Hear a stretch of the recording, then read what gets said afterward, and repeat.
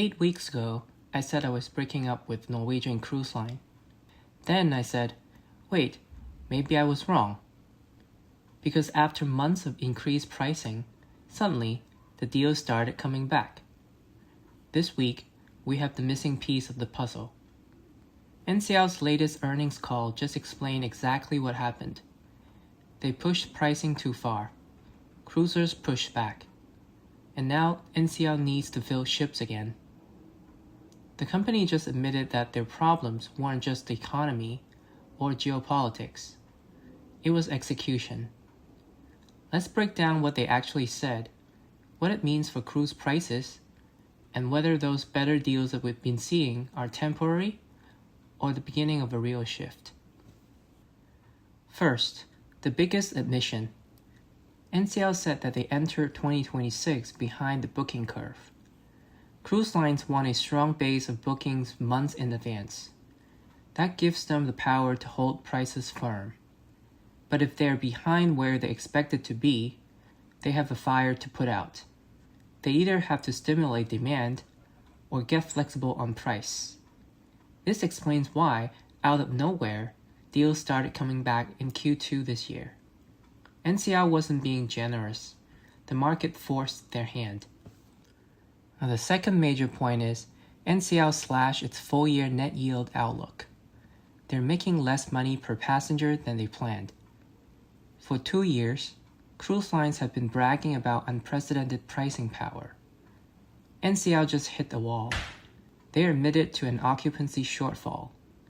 And in the cruise industry, an empty cabin makes $0. If you're seeing better fares now, it's because NCL is choosing lower prices over empty rooms. That's where deal hunters find opportunity. And it's why I don't think the recent NCL deals are random. They fit the story perfectly. The third point that stood out was the most shocking part of the call. The CEO, John Chitsey, explicitly said that NCL is not comparable to its peers right now. While Carnival and Royal Caribbean reported strong Q1 performances, NCL is calling itself a turnaround story. He admitted to marketing missteps and failing to speak to their core customer. They weren't selling the right product to the right people in the right way. As a solo cruiser, it felt like NCL lost its edge. You can have all the solo lounges and meetups you want, but if the fare is double what it used to be, we're going to look elsewhere. If you want to know where to find the deals, listen to where they admitted weakness. NCL has heavy Europe exposure this summer. Geopolitical issues and the Middle East conflict added even more pressure through weaker demand and higher fuel costs. Alaska came up too. They literally used the word soft. If you've seen Alaska prices dropping, this is why. And the Caribbean. NCL admitted that they shifted a lot of capacity into the Caribbean without the marketing, the revenue tools, and the private island ready to support it. They overcommitted and underdelivered on execution. That is the setup for deals, but in pockets, where demand is low. Now, the most important question for cruisers is, are these deals back for good? Not necessarily. This is a correction, not a permanent reset.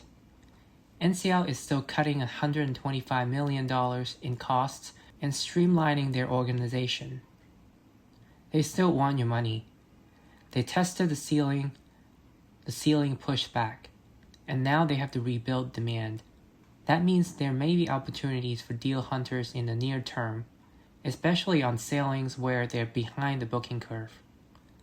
My strategy? If you see a genuinely good NCL deal right now, especially as a solo, grab it. Don't assume that it will be there tomorrow. These aren't sale prices. This is distressed inventory. Here's another reason why I don't think solo deals will stick around for long. Despite all the talk of fixing things, the word solo did not come up once on that earnings call. NCL's priority is premium families and seasoned couples. We are a secondary market to them.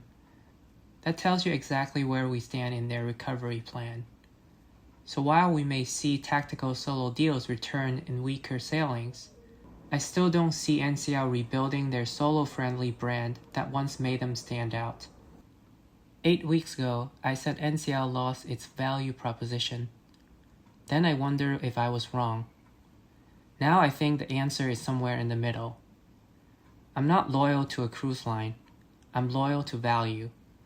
Right now, NCL is entering a window where value is coming back, at least selectively. NCL just proved something that we already knew. There's a limit. When prices go too high, we push back. I'll be watching the future calls to see if the turnaround actually works. Because sometimes the earnings call tells investors one thing, but it tells deal hunters something much more useful.